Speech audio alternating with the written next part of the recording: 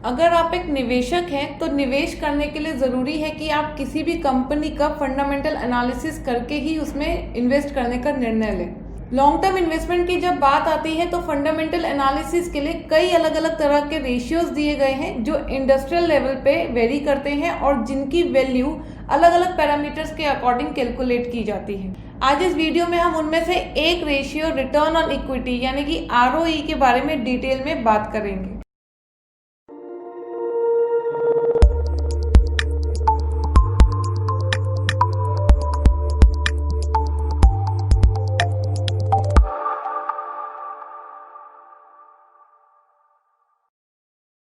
ROE की बात करें तो किसी भी कंपनी की नेट इनकम को उसके शेयर होल्डर्स इक्विटी से डिवाइड करके आप इसकी वैल्यू को पा सकते हैं। अब ROE कैलकुलेट करने के लिए आप कहां से इन वैल्यूज की जानकारी ले सकते हैं, तो यहाँ हम आपको बता दें कि हर एक कंपनी अपने इस डेटा को पब्लिकली अवेलेबल करवाती है, तो आप बहुत ही आसानी से किसी भी कंपनी की बैलेंस शीट और इनकम स्टेटमेंट से उसकी नेट इनकम और शेयर होल्डर इक्विटी की जानकारी ले सकते हैं। तो यहाँ ROE को समझने के लिए एक ग्लोबल स्टॉक एप्पल का एग्जाम्पल लेते हैं। तो मान लेते हैं कि सितंबर 2018 में इस कंपनी की नेट इनकम $59.5 बिलियन थी, और अगर हम इसके शेयर होल्डर्स इक्विटी की बात करें तो साल की शुरुआत में 134 बिलियन और साल के एंड में 107.1 बिलियन थी। तो यहाँ अगर हम इसका ROE को कैलकुलेट करेंगे तो 49.4% है। ग्लोबल सेक्टर में अगर हम दूसरे स्टॉक्स को देखें जैसे कि अमेजॉन, तो 2018 में उसका ROE 27%, माइक्रोसॉफ्ट कॉरपोरेशन का 23% और गूगल का 12% था। तो इस तरह से आप ROE की वैल्यू के आधार पर लॉन्ग टर्म इन्वेस्टमेंट का डिसीजन ले सकते हैं और सही प्लानिंग करके किसी भी स्टॉक में इन्वेस्ट करके एक अच्छा मुनाफा कमा सकते हैं। अगर हम अलग अलग सेक्टर्स की बात करें तो ये हर एक सेक्टर में वेरी करता है। जैसे कि यहाँ पर हम एग्जाम्पल लें यूटिलिटी सेक्टर का, तो उस केस में 10% या उससे कम के ROE is good to make an investment decision.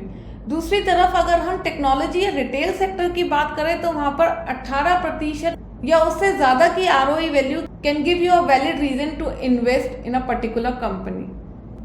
अब बात करते हैं कि ROE वैल्यू से आप कंपनी की किस किस इंफॉर्मेशन के बारे में जान सकते हैं। जैसे कि ROE वैल्यू आपको कंपनी की फाइनेंशियल इंफॉर्मेशन तो देता ही है, दूसरी तरफ ये आपको बताता है कि मैनेजमेंट किस तरह से अपने कंपनी के एसेट्स को यूटिलाइज कर रहा है, और साथ ही साथ आपको कंपनी के सस्टेन ग्रोथ रेट और डिविडेंड ग्रोथ रेट की भी जानकारी देता है। इससे आप किसी भी कंपनी में निवेश करने का एक सही निर्णय ले सकते हैं। यहाँ पर आप सस्टेन ग्रोथ रेट और डिविडेंड ग्रोथ रेट की और अधिक जानकारी के लिए स्टॉक पाठशाला के प्रो वर्जन को एक्सेस कर सकते हैं। तो उसके लिए अभी ऐप को डाउनलोड करें और ज़्यादा से ज़्यादा कोर्सेज की जानकारी लेकर एक सही फंडामेंटल एनालिसिस करके लॉन्ग टर्म इन्वेस्टमेंट प्लान करें। दूसरी तरफ ROE की वैल्यू कभी कभी इन्वेस्टर्स को मिसगाइड भी करती है। जैसे कि यहाँ पर हम बात करें ROE की एवरेज वैल्यू की, तो कभी भी किसी भी स्टॉक एनालिसिस के लिए average ROE can give you a clear point two make an investment rather than आप उसके डबल या ट्रिपल वैल्यू की तरफ ज्यादा ध्यान दे रहे हैं। यहाँ पर अगर हम एग्जांपल लें तो मान लेते हैं कि कोई XYZ कंपनी है जो पिछले कुछ सालों से लॉस सफर कर रही थी, जिसकी वजह से उसकी नेट इनकम में काफी फर्क पड़ा। नेट इनकम कम होने की वजह से ROE की वैल्यू घटी, लेकिन अचानक से किसी फैक्टर की वजह से कंपनी ने प्रॉफिट शो किया, जिससे नेट इनकम तो बढ़ी और साथ ही साथ उसकी ROE वैल्यू भी बढ़ती चली गई। लेकिन यहाँ पर कुछ लोग हाई ROE देखकर इन्वेस्ट तो कर लेते हैं, लेकिन ये भूल जाते हैं कि कंपनी पिछले कुछ सालों से लॉस सफर कर रही थी, जिससे उसके शेयर होल्डर इक्विटी की वैल्यू में काफी फर्क पड़ा।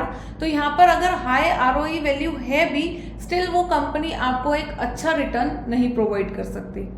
अब यहाँ पर अगर हम हाई ROE का दूसरा पॉइंट कंसिडर करें तो कभी कभी कोई कंपनी अपनी शेयर होल्डर इक्विटी की वैल्यू को मेंटेन करने के लिए हाई डेट लेती है। अब उस केस में ज्यादा डेट लेने की वजह से हाई ROE तो रहता है, लेकिन कंपनी की ओवरऑल परफॉर्मेंस अच्छी नहीं रहती, जिसकी वजह से अगर आप उस कंपनी में इन्वेस्ट करते हैं तो हो सकता है कि आपको एक भारी नुकसान उठाना पड़े।